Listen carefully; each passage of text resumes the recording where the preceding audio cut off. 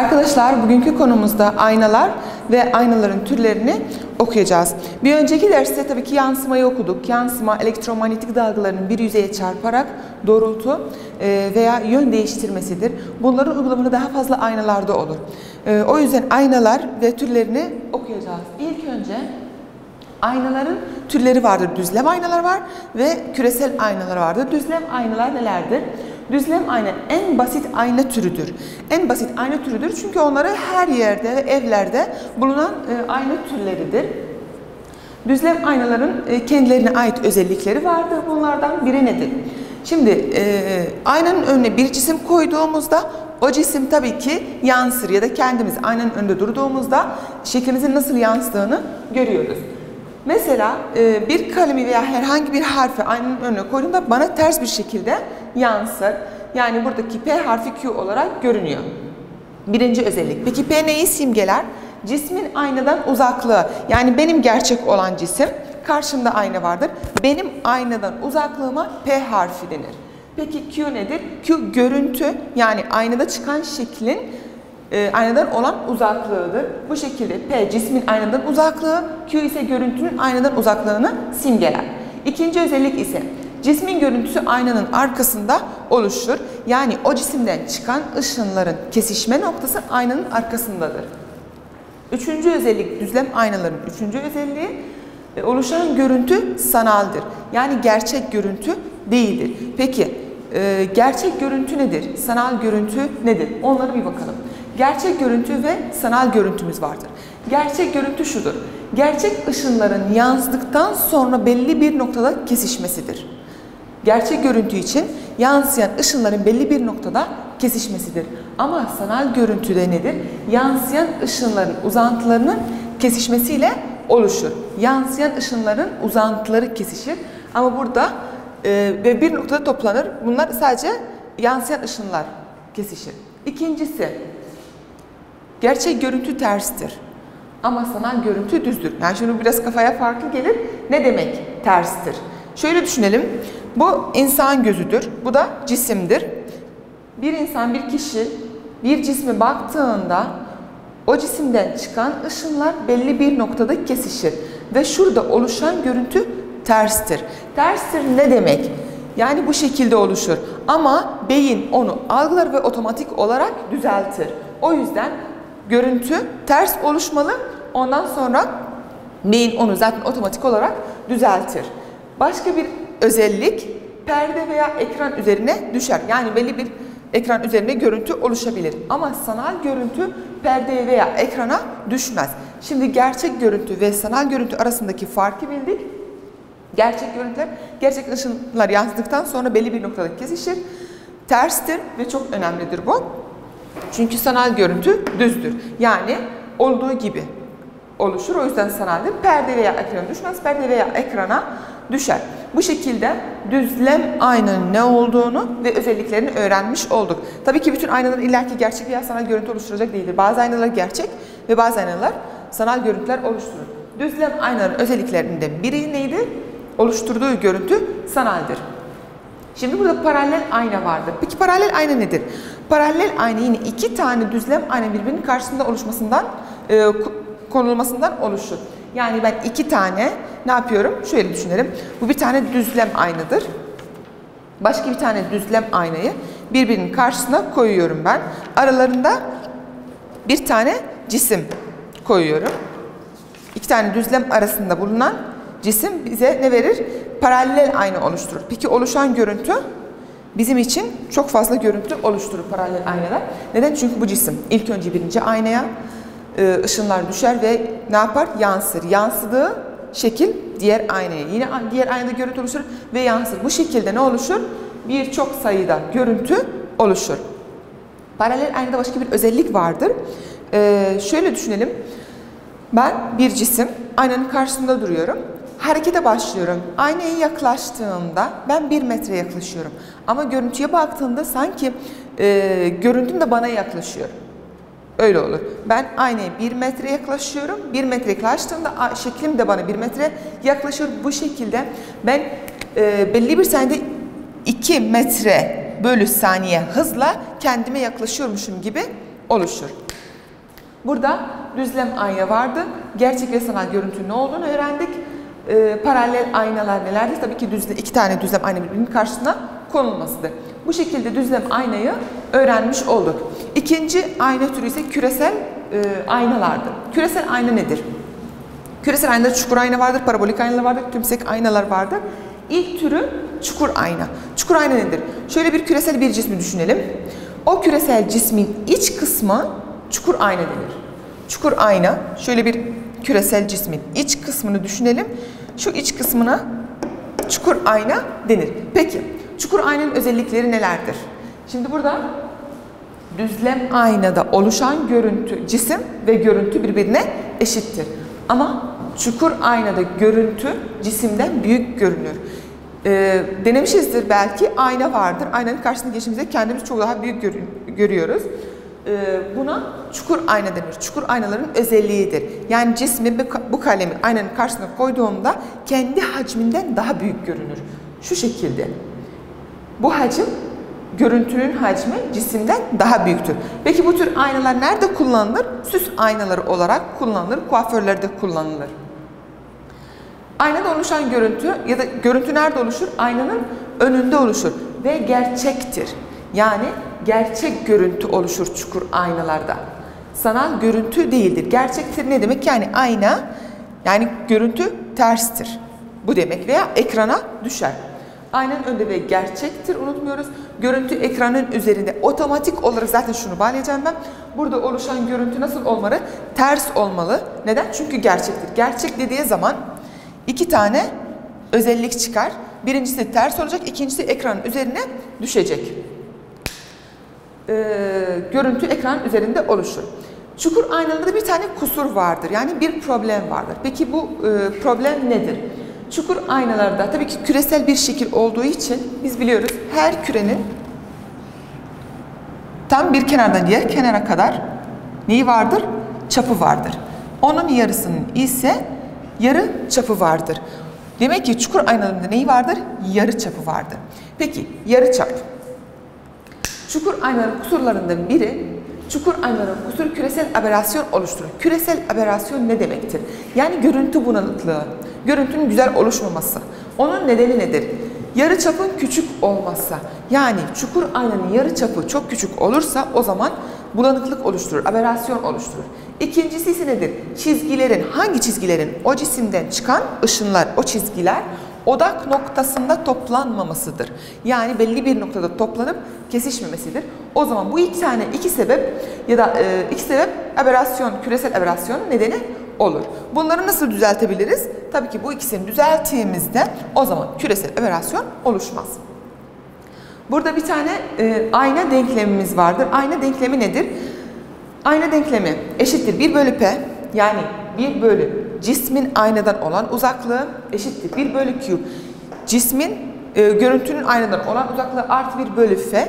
F de odak noktasıdır. Odak noktası yani ışınların kesiştiği nokta. Buna ayna denklemi denir. Ayna denklemi ne için kullanılır? Tabii ki ya cismin konumunu belirlemek için kullanılır veya görüntünün konumunu belirlemek için kullanılır veya odak noktasını bulmak için kullanılır. Buna da ayna denklemi denir. Çukur aynalar için başka bir kural daha vardır. Ona da büyütme oranı denir. Büyütme oranı nedir? Büyütme oranı, görüntünün cisimden olan uzaklığı bölü gerçek cismin aynadan olan uzaklığı veya görüntünün büyüklüğü bölü gerçek cismin büyüklüğü. Neden büyütme oranı kullanıyoruz biz burada? Çünkü çukur aynalarda oluşan görüntünün hacmi gerçek cismin hacminden daha büyüktür. Onun için bizim burada büyütme oranı vardır. Yani büyütme oranı ne kadar büyük olabilir? Onu çıkarıyoruz. Büyütme oranı birimi yoktur çünkü ikisinin de Q ve P, yani görüntünün cisminden olan uzaklığı ve cismin aynadan olan uzaklığı, ikisinin de aynı şey vardır, birimi vardır, birbiriyle sadeleşir. O yüzden büyütme oranı birimsizdir. Bu şekilde ilk önce düzlem aynayı, ondan sonra paralel aynayı nasıl düzlem aynaya bağlı olduğunu, daha sonra küresel aynadaki çukur aynayı öğrenmiş olduk. Şimdi burada çukur aynaların denklemini de öğrendik. Ondan sonra çukur aynalarda 6 tür görüntü oluşur. Bu görüntüler tabii ki kitapta vardır. Çok detaylı bir şekilde anlatılmıştır. Ben burada kısaltılmış bir şekilde anlatıyorum. 6 tür şeklin oluşması neye bağlıdır? Bir cismin sonsuzdan olması veya bir cismin merkezde olması, bir cismin odak noktasıyla C arasında olması, cismin odak noktasında olması, bunlar hepsi cisimden çıkan ışınların nerede kesişecek, uzantıları nerede bulunacak ve nasıl bir şekil oluşturacak detaylı bir şekilde kitapta anlatılmıştır. Burada örnek olarak vereceğim bir resim çiziyorum. Şöyle düşünelim. Burada bir tane çukur aynam vardır. Sonsuzda bir cisim vardır. Sonsuzda yani göremeyeceğim bir yerde. O cisimden ışınlar geliyor.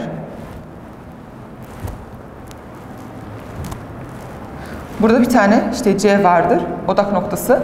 F vardır. Buradan bu cismin uzantıların kesişmesi, bunlar hepsi ışındır. Bunlar ne yapacak? Odak noktasında toplanacak.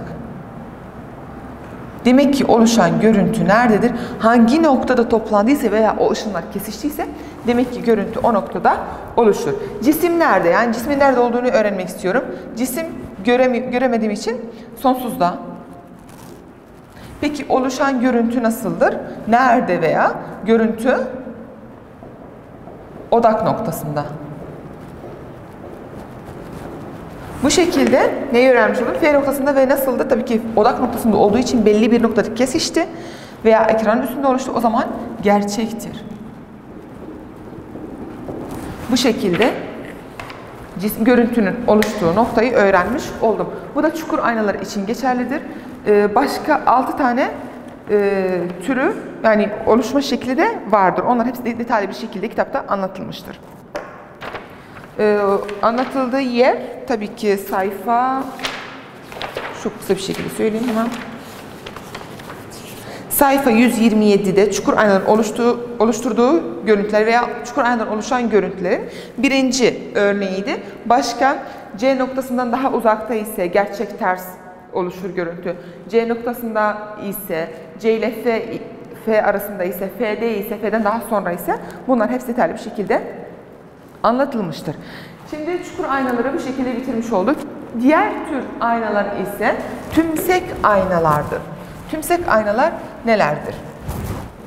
Başka bir ayna türümüz vardır. Onlar da tümsek aynalardır. Şimdi düzlem aynalar en çok kullanılan aynalardır. Onlar evlerde bulunabilir. Diğeri ise çukur paralel aynalar. İki tane düzlem ayna birbirinin karşısında konulmasıdır. Çukur ayna nedir? Çukur ayna süs aynalarında kullanılan aynalardır.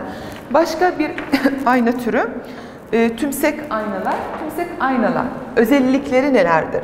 Tabii ki ilk önce nerede kullanılır? Birinci araçlarda ya da arabalarda işte kullanılır. Peki neden bu tür aynalar arabalarda kullanılır? Çünkü ikinci özellik cismi daha yakın ve küçük gösterir.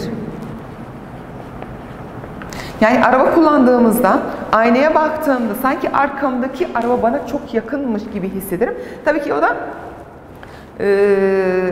daha küçük görünür ve daha yakın görünür. Üçüncü özellik ise bu tür aynaların içi gümüşle kaplanmıştır. Neden?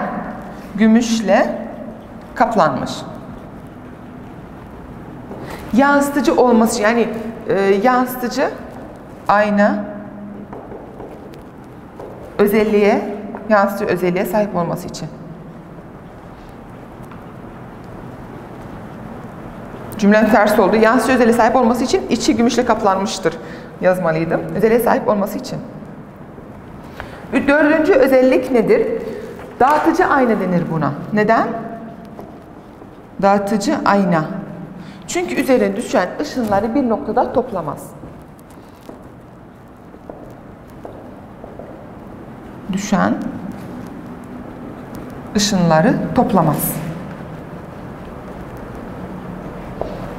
Beşinci özellik ne vardır? Oluşan görüntü sanaldır. Zaten otomatik olarak bilmeliydik. Neden? Çünkü dağıtıcı ayna dediğimde ya da üzerine düşen ışınları toplamaz dediğimde sanal görüntünün özelliklerinden olmalı. Sanal görüntü oluşur. Demek ki sanal görüntü dediğimde aklıma gelen ilk şey nedir? Düz. Tamam. Veya ekrana düşmemesidir. Burada görüntü şey vardır. Çok önemli bir not vardır. Şurayı siliyorum. Çukur aynalarda dedik. Görüntü cisimden daha büyüktür. O zaman her zaman büyütme oranında birden büyük olacak. Neden? Çünkü görüntü 1'e eşit veya birden büyük olacak. Çünkü görüntü daha büyüktür. Ama tümsek aynalarda ne olacak? Çünkü zaten özelliklerinde anlatmıştık. Cisim daha yakın veya küçük gösterir. Cismi küçük gösterdiği için 6. özellik. Cismi küçük gösterir demek ki benim büyütme oranım birden daha küçük olacak. Zaten kendi özelliği küçük göstermektir. O zaman büyütme oranı nedir? Büyütme oranı küçük olmalı. Tümsek aynaların başka bir adı, ona dağıtıcı ayna da diyebiliriz. Yani tümsek ayna diye geçmezse, dağıtıcı ayna olarak geçerse, tümsek aynanın dağıtıcı aynanın tümsek olduğunu bilmeliyiz. 7. özellik ise F. F neydi? Odak noktası. Odak noktası aynanın arkasında. Bu şekilde tümsek aynaların özelliklerini öğrenmiş olduk. Çukur aynaları karıştırmamak için çukur aynalar büyütür. O yüzden de zaten büyütme oranı birden büyük olur. Ama tümsek aynalar, arabada kullanılan aynalar ne yapar? Küçük gösterir ve cismi daha yakın gösterir. Sanal görüntü oluşur burada. Burada oluşan görüntü ise ekranın üzerinde oluşur. Demek ki gerçektir. Yani şu aynalar arasındaki farkları bu şekilde öğrenelim. Bu şekilde tümsek aynaları da bitirmiş olduk. Başka bir şeye geçelim. Parabolik aynalarda oluşan aberasyon. Şimdi çukur aynalarda aberasyon oluşuyordu. Neden? Çünkü yarıçapları küçüktü ve çizgilerin odak noktasında toplanmamasıydı. Peki parabolik aynalarda oluşan aberasyon nedir? Yine görüntü bulanıklığıdır. Peki parabolik aynalarda oluşan aberasyon nedeni nedir? Ana eksenden uzak olan ışınlar tek noktada toplanmaz. Yine aynı fikir burada. Çizgilerin odak noktasında toplanmamasıdır. Yine ana eksenden yansıyan ya da çıkan ışınlar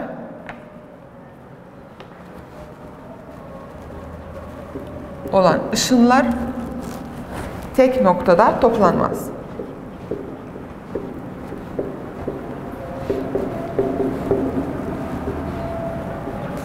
Bu bize ne verir? Küresel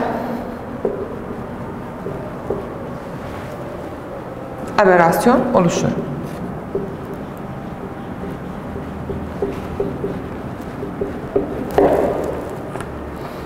Yani şöyle düşünelim.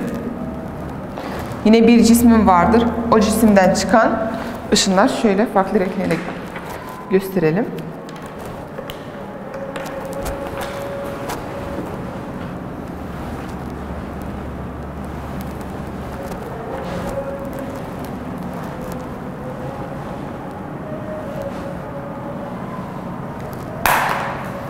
Bu şekilde. Bunlar aynı cisimden çıkan ışınlardır. Her biri farklı noktalarda ne yaptı? Farklı noktalarda kesişti. O zaman burada ne oluşur benim için? Küresel aberasyon oluşturur. Bunu nasıl düzeltebiliriz? Küresel aberasyon düzeltimi ise bir küresel aberasyon etkisini azaltmak için birincisi yarıçapı küçük aynalar kullanmak.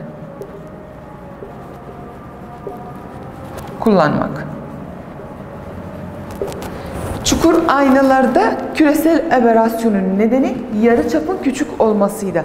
Neden? Çünkü çukur aynalar görüntüyü daha büyük gösterir. Ama buradaki tümsek aynalarda veya parabolik diyelim ne olur? Yarıçapı cismi ne yapar? Daha küçük gösterir. O zaman yarıçapı küçük aynalar kullanılmalıdır. Ama burada yarıçapı daha büyük aynalar kullanılmalıdır. Çünkü her birisi görüntüyü farklı bir şekilde oluşturur. Yarıçapı küçük aynalar kullanmak, parabolik ya da parabolik aynalar kullanmak ikinci özellik olarak. Parabolik aynalar ne yapar? Bütün gelen ışınları toplar. Yani nasıl düzeltir? Tümsek aynalarda oluşan aberrasyon parabolik aynalar sayesiyle ya da parabolik aynada oluşan aberrasyon nasıl düzeltilir? Parabolik ya da bütün ışınları toplayan aynalar kullanmak, yarıçapı küçük aynalar kullanmak ile ne yapar? Oluşan küresel aberrasyonu düzeltir. Şimdi peki parabolik aynaların uygulamaları nasıldır? Ya da nerede uygulanır? Birinci olarak parabolik aynalar yaşlı teleskoplarda kullanılır. Burada ilk önce düzlem aynalar normal evlerde vardır veya en basit ayna türleriydi. İkincisi çukur aynalar süs aynaları olarak bilinir. Süs kuaförlerde kullanılır. Tümsek aynalar ise araçlarda veya arabalarda kullanılır. Parabolik aynalar ise teleskoplarda kullanılır. Peki hangi teleskop türlerinde kullanılır? 3 tane teleskop türümüz vardır. Birincisi kırıcı teleskop, yansıtıcı teleskop ve Cassegrain teleskop. Bunlar detaylı bir şekilde sayfa 134 ve 135'te anlatılmıştır.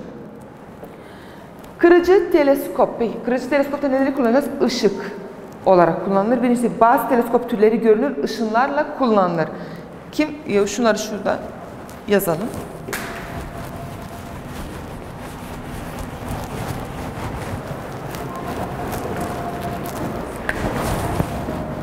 Birincisi kırıcı teleskop.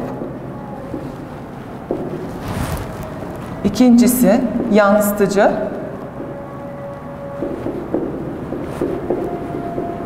Tabii ki bunlar parabolik aynaların uygulamalarıdır veya kullanıldığı yerlerdir. Üçüncüsü ise kırıcı teleskop, yansıtıcı teleskop ve Cassegrain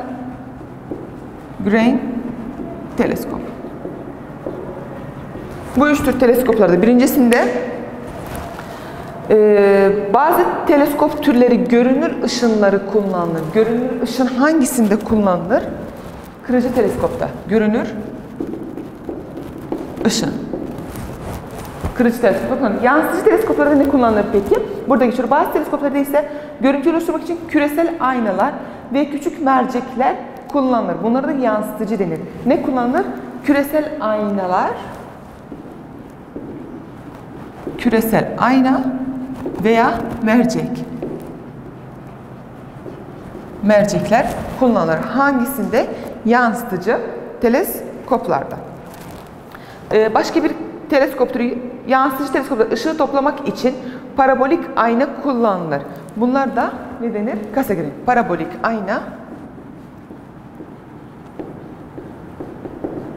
ayna kullanılır. Bu şekilde de teleskopların nasıl oluştuğunu ve nerede kullanıldığını öğrenmiş olduk. Ya da hangi türlerde görünür ışıkta hangi türde kullanılır? Kırıcı teleskoplar kullanılır. Peki küresel ayna veya mercekler yansıtıcı teleskop türlerinde, Cassegrain teleskopları ise parabolik aynaların kullanımında kullanılır. Uygulamalarında kullanılır. Bu şekilde biz aynaların türlerini, ayna denklemini, büyütme oranı hepsini öğrenmiş olduk. Birincisi burada yazmıştım. Düzlem aynalarımız vardır. Düzlem aynalar en basit ayna türleridir. Oradaki oluşan görüntü P cismin görüntüsü eşittir. Görüntünün birbirlerine eşittir. Cismin aynadan olan uzaklığı görüntünün aynadan olan uzaklığına eşittir ve ikisi de aynı hacimdedir. Oluşan görüntü orada sanaldır. Sanal dedik. Ne demek? Sanal ve gerçek görüntüler. Gerçek görüntü ters olacak, bir ekran üzerinde bulunacak. Beyin onu otomatik olarak, yani ters gözümüz onu alıyor, retinanın üzerine ters bir şekilde döner, beyin de onu otomatik olarak düzeltir. Diğer ayna türü neydi? Çukur aynalardı. Paralel aynalarımız da vardır. Paralel aynalar nelerdir? 2 tane düzlem aynayı birbirinin karşısına koyduğumuzda bize paralel aynalar verir. Paralel aynaların özellikle bir sürü görüntü oluşturmaktır. Başka bir ayna türü ise çukur aynalardı. Çukur aynalar nerede kullanılır? Süs aynalarında kullanılır. Neden süs aynalarında kullanılır? Çünkü cismi daha büyük gösterir. Cismi daha büyük gösterdiği için büyütme oranı her zaman büyük olacak. Başka ayna türü okuduk. O da tümsek aynalardı. Tümsek aynaların uygulamaları nerede? Tümsek aynalar araçlarda kullanılır. Neden? Çünkü arkamızdaki cisimleri veya yanlarda olan cisimleri bize daha küçük ve daha yakın gösterir. Daha dikkatli araba kullanmak için tabii. O yüzden tümsek aynalar arabalarda kullanılır. Cismi daha yakın ve daha küçük gösterir. İçi gümüşle kaplanmıştır. Neden içi gümüşle kaplanmıştır? Yansıtıcı bir hale gelmek için içi gümüşle kaplanmıştır. Tümsek aynaların başka özelliği ya da başka bir ismi dağıtıcı ayna olarak da bilinir. Neden dağıtıcı ayna diyoruz ona? Çünkü üzerine düşen bütün ışınları dağıtır. Oluşan görüntü sanaldir. Otomatik olarak sanal dediğimde demek ki şekil nasıldır ya da görüntü nasıldır? Düzdür. Bir de ekran üzerine düşmez. Başka bir şey ne vardı? Tümsek aynalarda oluşan ya da hem çukur hem tümsek aynalarda aberasyon oluşur. Aberrasyonun oluşmasının nedeni nedir? Yani görüntü bulanıklığı, görüntünün güzel bir şekilde oluşmamasıdır. Neden aberrasyonlar oluşur? Çünkü çukur aynalarda, çukur aynaların özelliklerinde görüntüyü daha büyük gösterdiği için, küresel şekil olduğu için onun yarıçapı vardır. O yarıçapı çok küçüktür. O zaman daha büyük yarıçap kullandığımızda ne olacak? Daha güzel görüntü oluşturur ve aberrasyon oluşmaz. Başka bir şey de çizgilerin odak noktasında toplanmamasıdır. Tabii ki çizgiler hepsi belli bir noktada, yani bir noktada toplanacak. Bir cisimden çıkan ışınlar 2 farklı nokta veya 3 farklı noktada toplanırsa bulanıklık veya aberrasyon oluşturur. Parabolik aynalarda oluşan aberrasyonun nedeni ise nedir? Yarıçapın küçük olması. Yarıçapı küçük aynalar kullanmak ile düzeltilir. Neden? Çünkü zaten tümsek aynalar cismi küçültür. Cismi küçük hale getirir. O zaman nasıl düzeltir? Yarıçapı küçük aynalar kullanmak veya bütün ışınlar, ikinci özellik bütün ışınların bir noktada toplanmasıdır. Parabolik aynaların kullanması veya uygulanması nerede en çok kullanılır? Teleskoplarda. 3 tür teleskopumuz vardır. Kırıcı teleskop, yansıtıcı teleskop ve Cassegrain teleskoplarda. Kırıcı teleskop nerede kullanılır? Görünür ışında. Yansıtıcı teleskop ise küresel ayna veya merceklerde. Cassegrain teleskop ise parabolik aynalarda kullanılır. Ve bu şekilde biz 5. bölümümüzün sonuna geldik. Çok kısaltılmış bir şekilde anlatıldı. Kitapta daha fazla uygulamalar vardır.